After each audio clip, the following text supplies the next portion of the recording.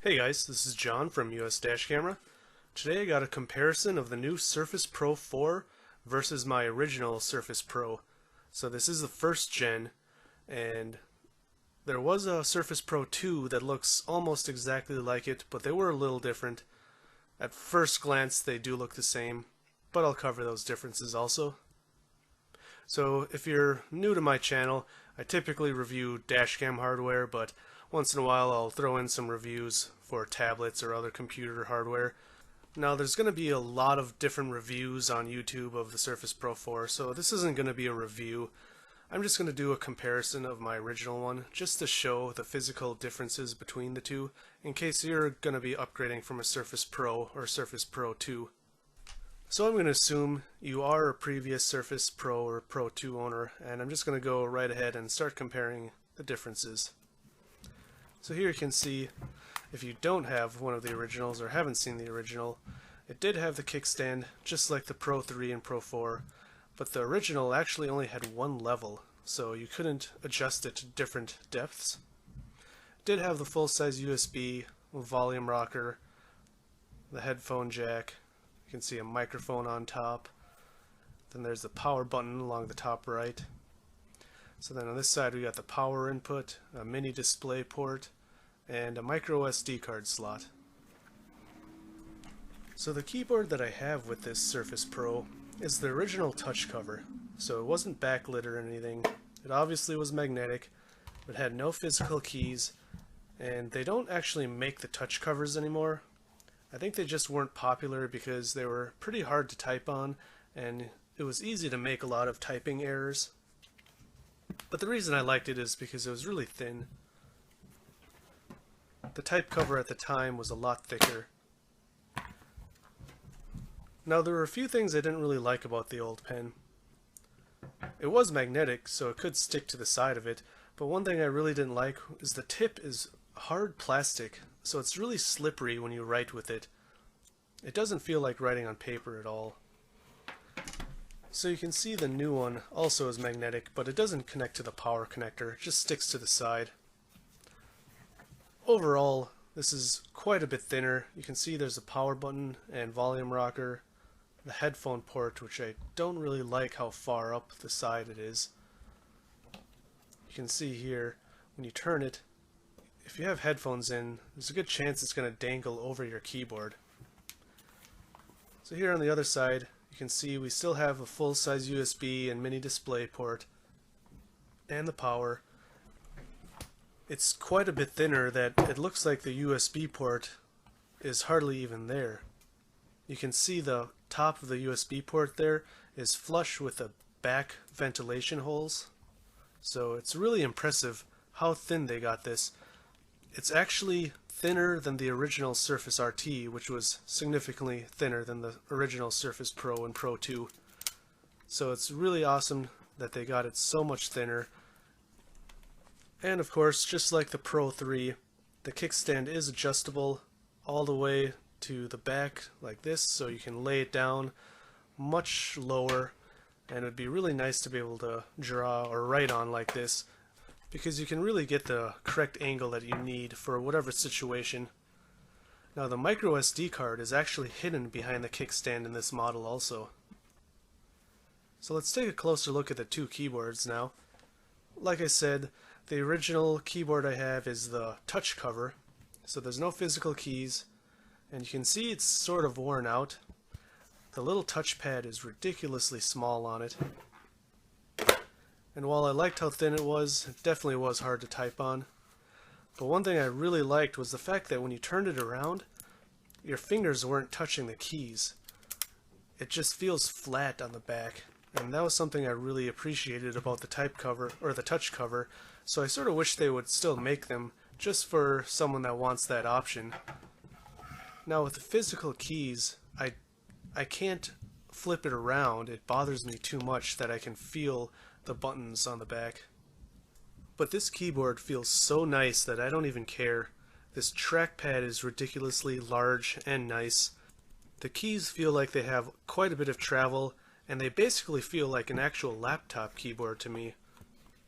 What's really impressive is they've managed to make it so thin it almost looks like it's as thin as the original touch cover.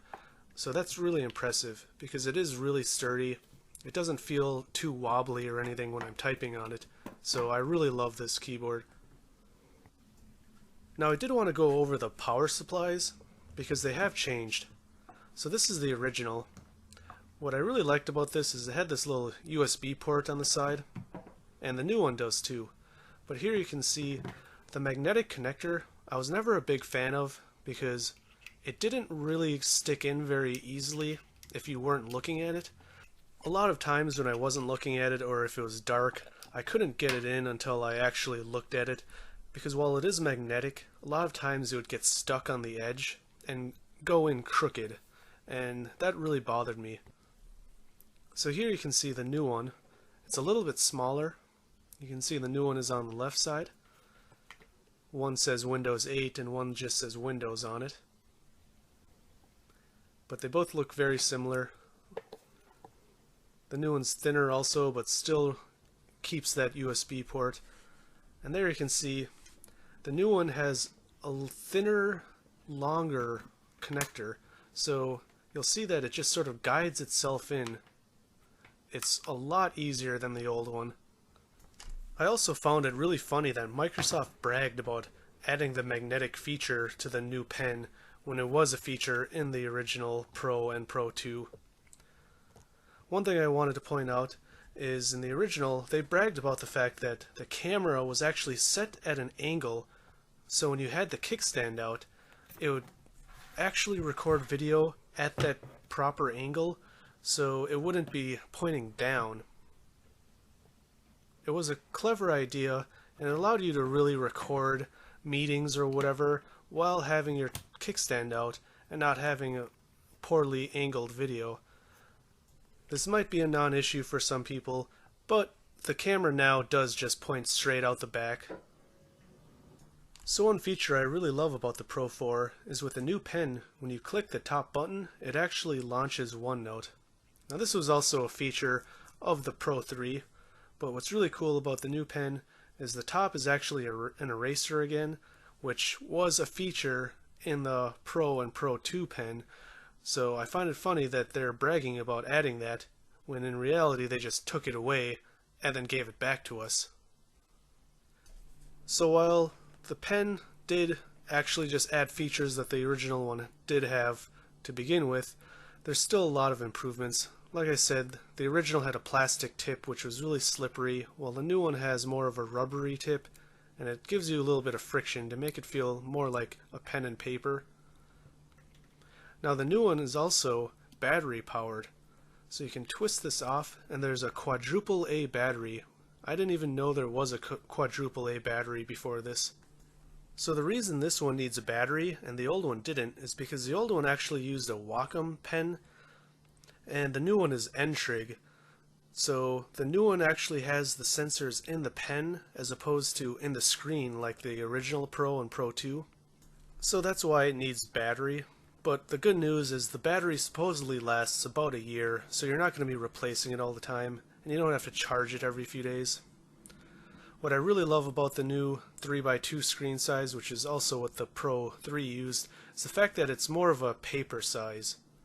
The original was way too narrow for me in portrait mode, so a lot of times I ended up just writing actually in landscape mode. So I'm really excited about getting the new Pro 4.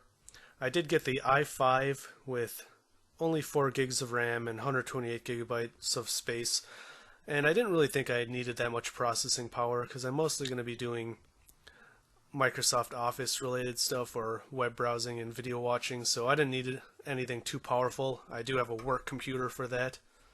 But at only $100 more than the Core M, it seemed like a pretty good upgrade from the $900 Core M, so I paid $1,000 for my Surface Pro 4, which included the pen, but does not actually include the keyboard.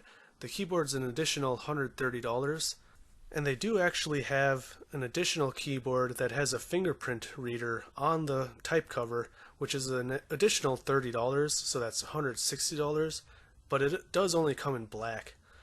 I got the blue one this time because I didn't like how my old black cover started to fade from normal use, and I think that looks really bad, so I'm hoping this blue one doesn't fade as much.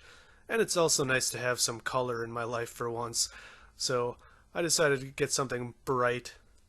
If you're on the fence about buying the Pro 4, I would definitely recommend it. It's so sleek, so nice. The features have been refined better and better with each iteration, and I highly recommend it. I'll provide an Amazon affiliate link down below to where you can purchase this. I would check out the accessories too. There is a pen tip kit and a docking station to hook this up to a full-size keyboard, mouse, and dual 4K monitors if you want. I don't have any of those yet. I plan on getting those in the future though, and I probably will release videos about those once I get them. I am getting the Urban Armor Gear case tomorrow, so I will have a video about that this week, so hit subscribe and you'll be notified when my new Surface videos are up. Also, if you're interested in dash cameras, I mostly review dash cam hardware, so check out my channel. I hope you enjoyed this comparison. Thanks for watching, drive safe, and I'll see you next time.